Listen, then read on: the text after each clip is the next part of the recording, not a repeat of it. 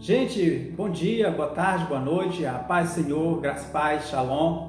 Que bom estar com vocês aqui mais uma vez. E nesse vídeo nós iremos dar continuidade ao estudo do livro de Esther, com base na revista Betel, desse primeiro trimestre de 2021.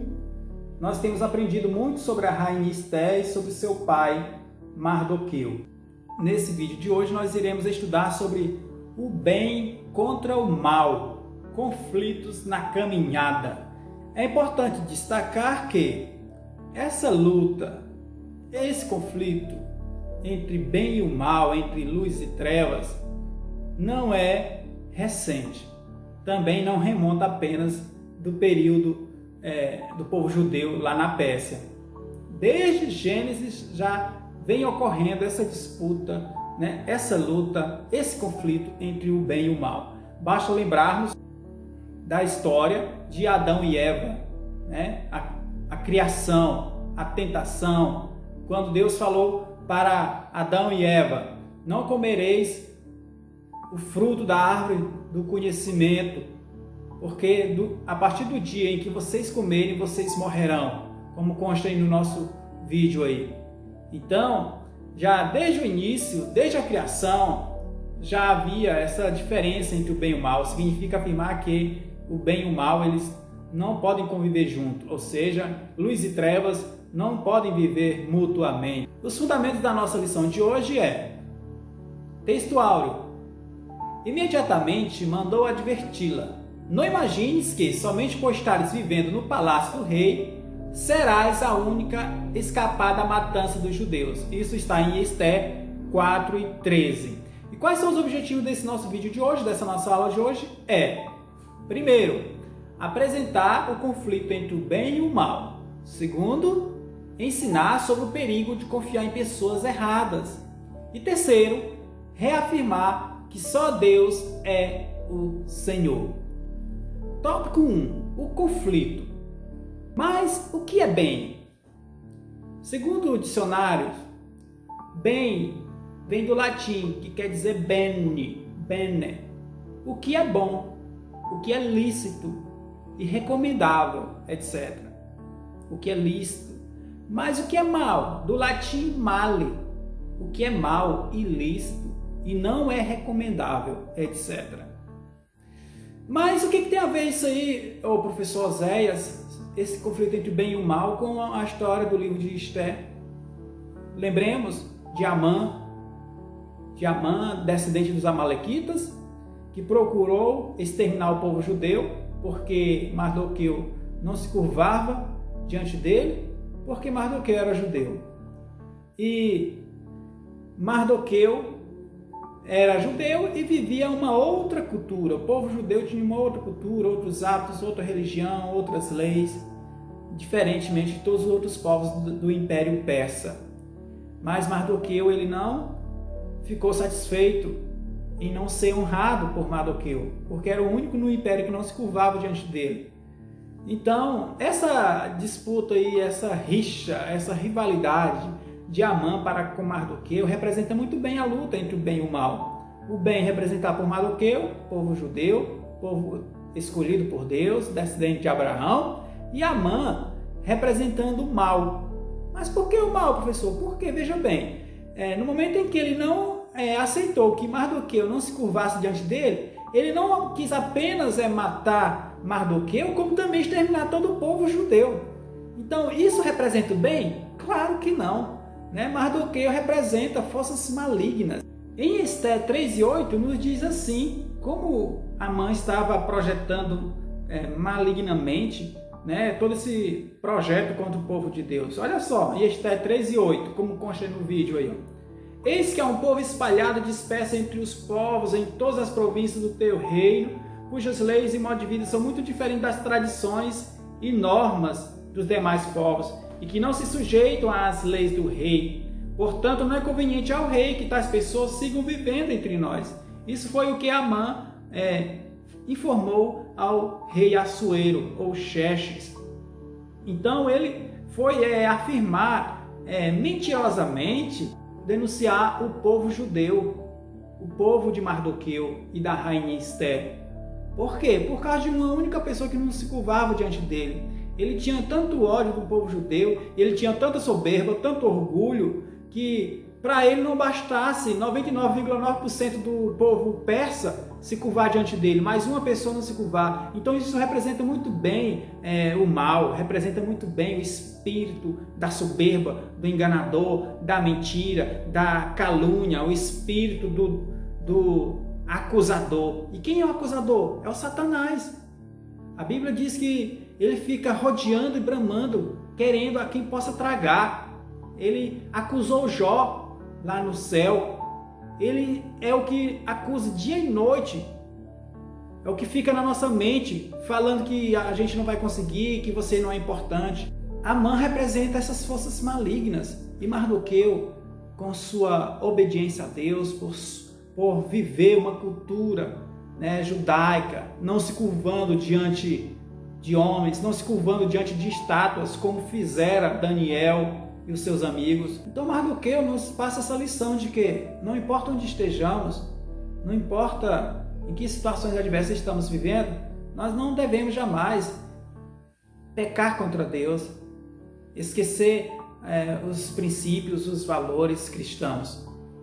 Amém? Porque em Efésios 6:12, como você vê aí no vídeo, nos diz assim: porquanto nossa luta não é contra seres humanos, e sim contra principados e potestades, contra os dominadores deste sistema mundial em trevas, contra as forças espirituais do mal nas regiões celestiais. Isso foi o que Paulo escreveu aos Efésios 6:12. Isso é a palavra de Deus, inspirada por Deus. Então, desde o início até os dias de hoje, sempre o inimigo está procurando destruir o povo de Deus, destruir os planos de Deus, procurando roubar, matar e destruir, porque é isso que a palavra de Deus diz, que o inimigo veio senão para roubar, matar e destruir. E cabe a nós pedirmos a Deus discernimento, sabedoria, para nós não cedermos às tentações, porque a nossa luta não é contra os nossos irmãos, não é contra o nosso próximo. Nossa luta não é contra o pastor, contra o papai, contra a mamãe, contra o filho, contra o irmão da igreja, não é contra o patrão, contra a companhia de trabalho, contra a esposa, contra o esposo. A nossa luta, sim, é contra as hostes malignas. Há um mundo espiritual sobre nós, e que cabe a nós pedirmos a Deus sabedoria e força e graça para resistirmos ao diabo, e ele fugirá de nós. Amém? Esse conflito também, ele envolve a verdade e a mentira. Por exemplo, Amã acusou falsamente Mardoqueu e os judeus. Isso está em Esté 3:8, como acabamos de ler, e que você pode acompanhar também no seu vídeo. Quando ele falou que tinha um povo que não obedecia às leis do povo persa, do Império Persa, que não obedecia aos decretos do rei, que vivia uma outra cultura diferente. Tudo isso era uma mentira. Porque a verdade é porque Mardoqueu era o único que não se curvava diante dele. Mas ele ficou com tanto ódio, como eu já falei anteriormente, e ele não quis apenas vingar ou matar Mardoqueu, mas sim também todo o povo judeu de Suzã, de todo o Império Persa que se estendia desde a Índia até a Etiópia na África. Então não devemos compactuar com os mentirosos. Por que eu estou falando isso? Porque, infelizmente, o rei Assuero, ele não teve sabedoria, ele não teve discernimento, ele compactuou com o mentiroso. Ele não foi investigar se a acusação de Amã era verdade, era verídica. Ele não foi investigar, já foi só ouvir, foi passando o anel real que selava as cartas, os decretos, e já foi dando o total aval para Amã cumprir seu plano maligno. Então, que lição a gente pode tirar dessa história de acusação de Amã conversando com o rei? Que nós não devemos compactuar com os mentirosos. Por quê? Porque em Efésios 25:18 nos diz: assim como uma arma, uma espada, uma flecha aguda, é o perigo daquele que diz mentiras contra o seu próximo. Então, quem mente é como uma flecha. E flecha serve para quê? Para atingir o alvo. Que alvo? Vidas. É o quê? É uma espada. A espada serve para quê? Para matar. É um perigo. Então, nós convivermos com mentirosos é um perigo. Cuidado, porque senão nós poderemos ser atingidos, porque senão poderemos morrer, ter sérias consequências. Por exemplo, o rei ia perder a sua esposa, porque a sua esposa era judia. Então veja só como é importante nos mantermos distantes dos acusadores, dos mentirosos e daqueles que praticam o mal.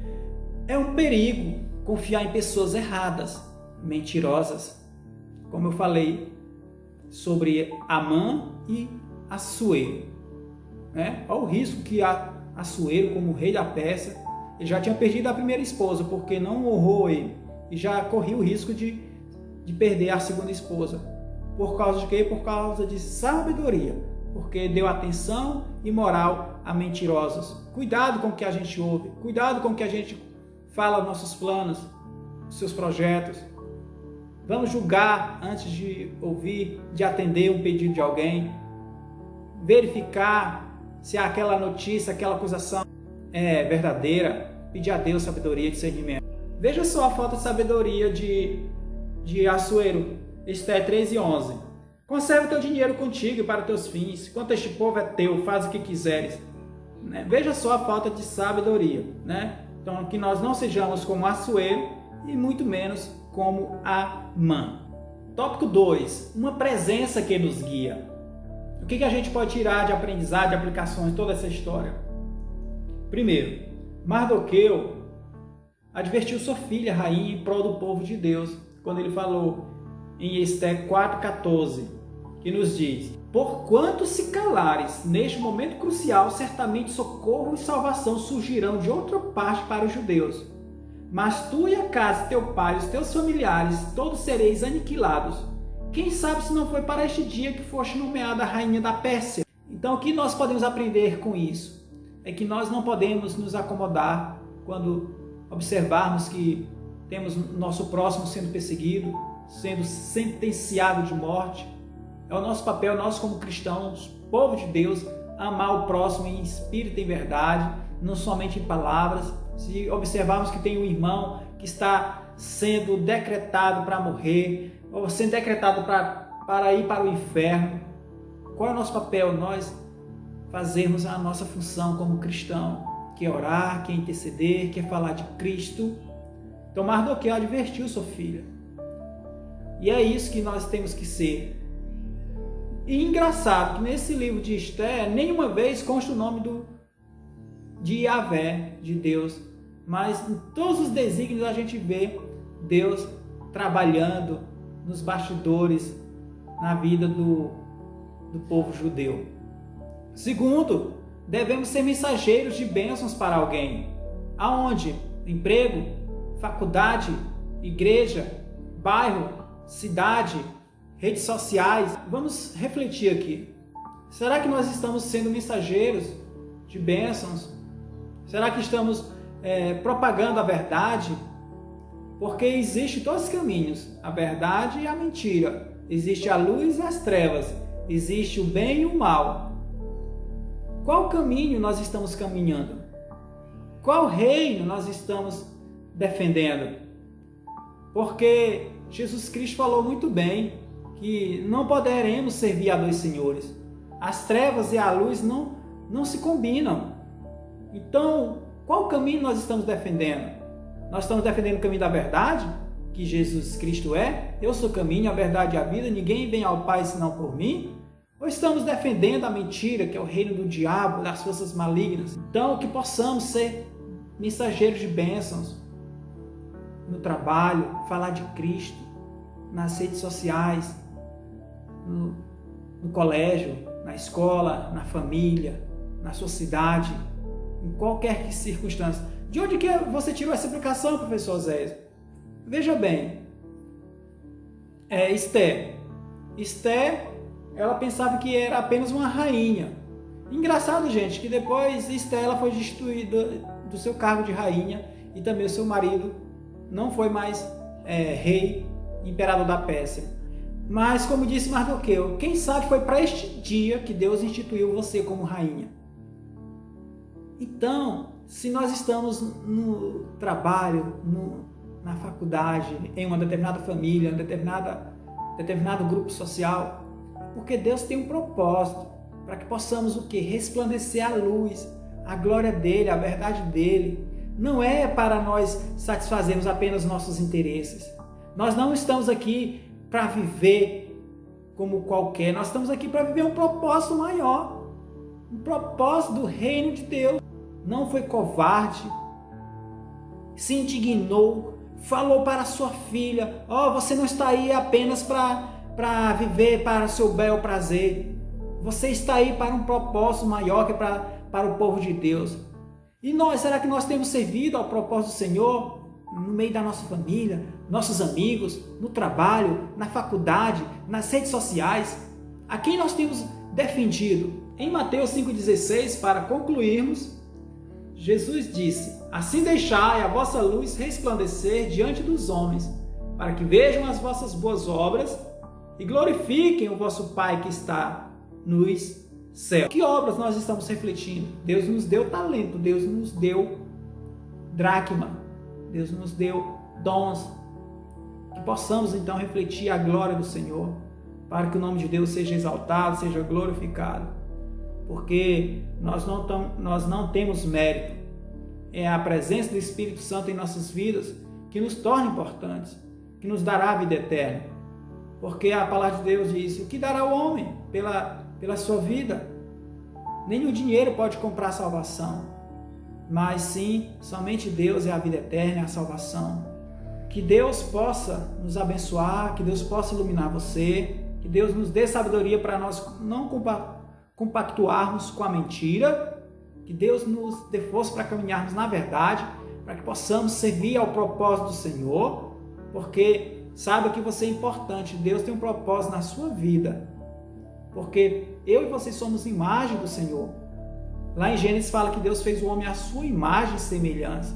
Então que possamos ser semelhantes ao Senhor e não semelhante com a mentira, com o diabo. Que Deus nos abençoe. Divulgue nosso trabalho. Comente, curta o nosso canal, divulgue para abençoar outras vidas. Fique com Deus, na paz do Senhor. Amém.